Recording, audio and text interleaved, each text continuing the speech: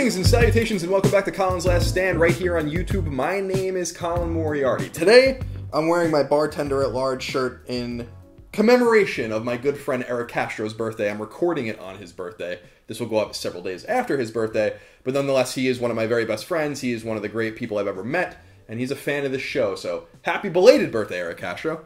I hope you're doing well. Go visit his bar, Polite Provisions in San Diego. So the reason I always have this red mouse on the arm of my armchair here is because I typically have my laptop in front of me that just has some bullet points that I can hit as I'm doing a video to make sure I don't miss anything, so that when I'm editing the video later in Premiere, I'm not like, oh fuck, I forgot to say this. So I still have it here, but actually I don't have any bullet points. I wanted to specifically talk to you guys about nationalism and the idea of nationalism, the idea of national pride and being proud of where you're from, and how this has become and has long been a dirty word, and for some understandable reasons, right? Typically nationalist right-wing or left-wing ideologies go to the extremes and we end up with things like, well, Nazi Germany. And I understand that that word is loaded, but I feel like it's also used pejoratively today, and so I wanted to see if you guys agreed with what I have to say about nationalism, and also to solicit feedback from you about how you feel about the idea of being proud of where you're from. So my nationalism, I think, goes a little deeper than specifically just nationalism about the United States. I am a very proud American indeed. I am so lucky and blessed to have been born here. I didn't choose America. America didn't choose me. It was just a combination, right? It was just math that I was born here, and I was born into this country, and I really do consider it the greatest country in the world, and I feel that way. But that's not an insult, right? That's not me insulting France or insulting England or insulting Australia. I would expect that if I went to Australia and spoke to a typical Australian who had some national pride, that they might think that Australia was the best country in the world. And I think that's totally fine because it's a totally subjective thing. You can't prove it. I can't prove the United States is better than any other country. It's just the way I feel because it's our way. It's our way of life. It's our customs and it's our culture. And I'm proud of that. But the more I kind of navigate the political and historical sphere on the internet, the more I see this idea that national boundaries aren't as important as they used to be, or an idea of national pride and civic pride isn't as important as the whole. And I respect that argument from a heartfelt stance. Like, it's a heartfelt kind of thing to say, like, we're all people. We're all civilians of the planet. We have to take good care of the planet for each other. And I don't really disagree with that. I don't think I'm necessarily any better than the person born in Yemen or the person born in North Korea or whatever the case might be, because similar to the math that I discussed with you earlier, it was just mathematically so that a person in North Korea happened to be born in destitution into a totalitarian communist dictatorship. That's not their fault any more than it's my fault or lack thereof that I was born into this republic. But I feel like it's going too far. There's a difference between saying, let's take care of the planet, let's not pollute as much, let's not dump as much carbon into the atmosphere so that we can all have a better planet for each other and our children, and we can travel around this planet and kind of enjoy it together. And I think that that's a fantastic idea, but it brings me back to this point I've been marinating on that I want to kind of bounce off you guys, which is, what's the point of having this global society if we all become homogenous, if we all become the same, if we all respect the same things, if we all come from the same place, if we all have the same customs, the same religion or lack thereof, the same civic institutions, the same traditions. It goes on and on and on. And what I think is so unique and so beautiful about the way humanity has outsmarted evolution to such a significant degree at this point is that we've grown in these little bubbles. And it doesn't mean that when these bubbles come together they both pop, or one pops or one overtakes the other, but that maybe they merge a little bit. Back on a previous video, I don't remember what the video was, I said, oh, I remember what the video was. It was about the Berkeley protests and how I was really mad about both sides. How I was mad at the protesters and I was mad at the counter-protesters because I felt like they resorted to violence. I felt like it was just bickering and it was just nonsense. Are you going? Sorry, I had to let Lola out. She's a diva.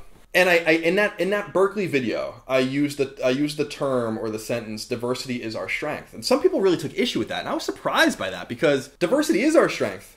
At least here in the United States, at least in Western democracies, it certainly is our strength.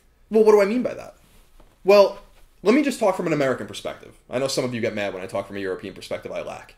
In the United States, I feel like diversity is the reason that we are so economically strong, that we are so culturally strong, that we are so technologically strong. Because over time, since before the United States was founded in the 1770s and 1780s, this continent, these territories, welcomed a great diversity of people, often running away from something that was persecuting them, whether it was a religious persecution or a cultural persecution that brought over English settlers, and later on Dutch settlers and French settlers, and later than that German settlers, and then the Irishmen, my people, came over in the 1840s, 1850s, 1860s, and you had Chinese immigrants and Japanese immigrants and Russian immigrants and Mexican and Hispanic immigrants, everyone from all over, creating this really beautiful amalgamation that is the United States, this tapestry that is not homogenous, that is intentionally actually quite the opposite, that it takes a little bit from here and it takes a little bit from there. That fills me and wells me with a sort of national pride, that even though the anti-homogenous nature of the United States wasn't necessarily intentional, and in fact in many ways was often resisted by certain groups, that it still gave us this beautiful country we have today, and I'm so proud of it.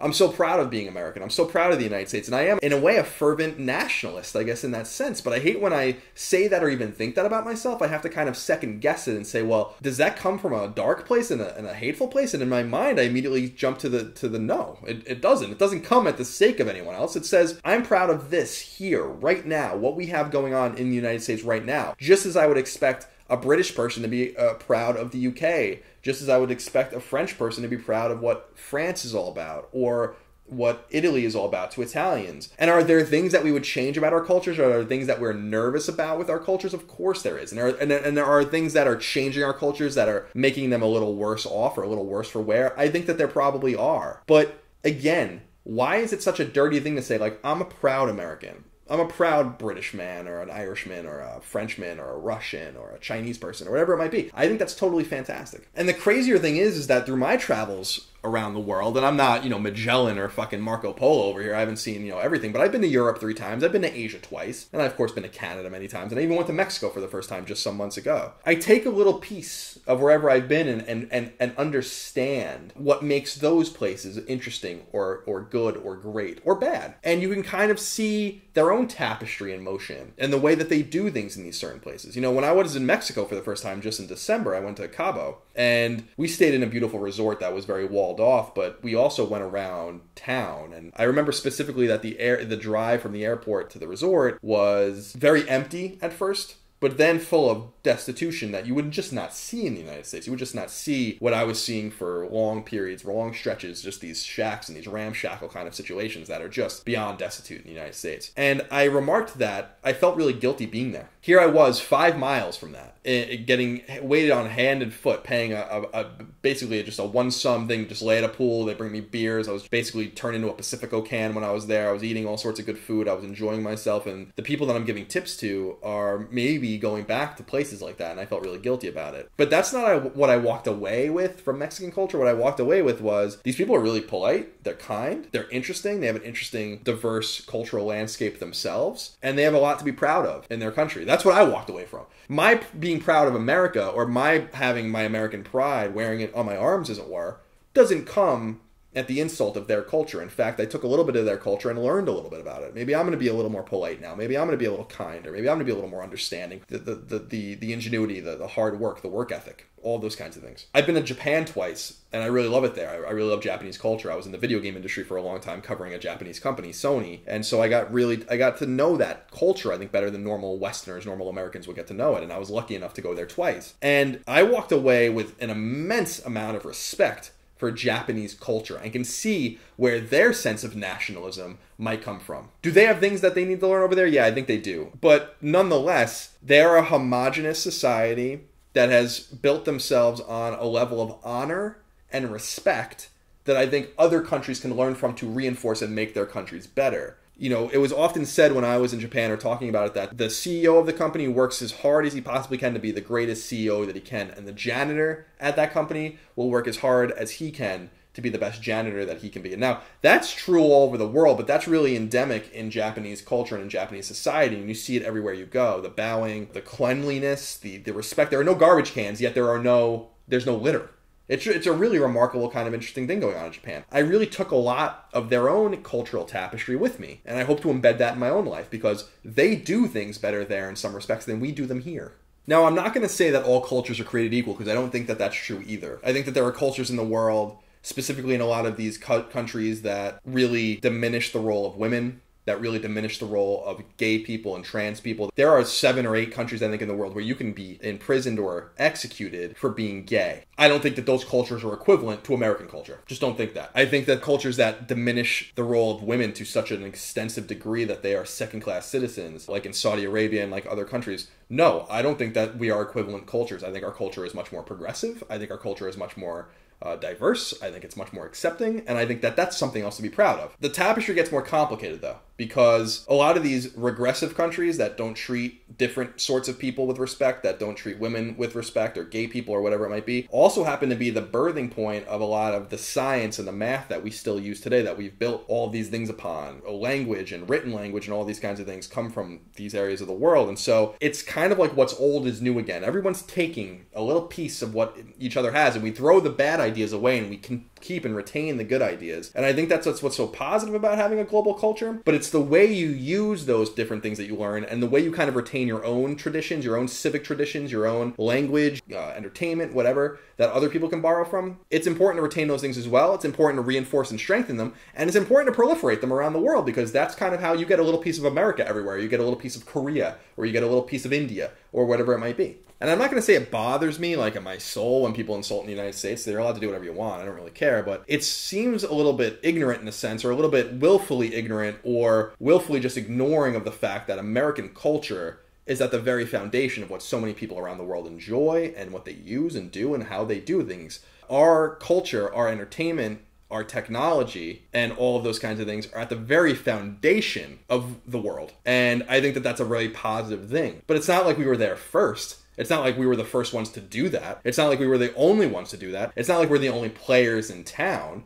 That's just the way it is right now. But without those who came before us contributing to those things, we wouldn't be here today. Just like whatever's next, and I'm not saying the next country or the next society or whatever, but whatever is next is going to be influenced positively or negatively by America and other Western democracies and other countries around the world. And I think that that's such a positive and interesting thing that makes globalized society so interesting, but at the same time makes national pride make so much sense. There are things I'm concerned about in the United States right now having to do not with immigration per se, but with cultural assimilation. And I know that this is a massive problem in Europe right now and is really overtaking Europe, and I think might be a massive problem for Europe even more than it is now if they don't check it in 10, 20, or 30 years. It's this idea that America remains America, or England remains England, or France remains France because of these core tenets that bind everyone. Otherwise, there is no nation. And I do get a little concerned that there seems to be less of an emphasis on assimilation, less of an emphasis on learning about America and its past, learning what it takes to be American, because being an American is not about the color of your skin or your nationality or where you come from or your creed or religion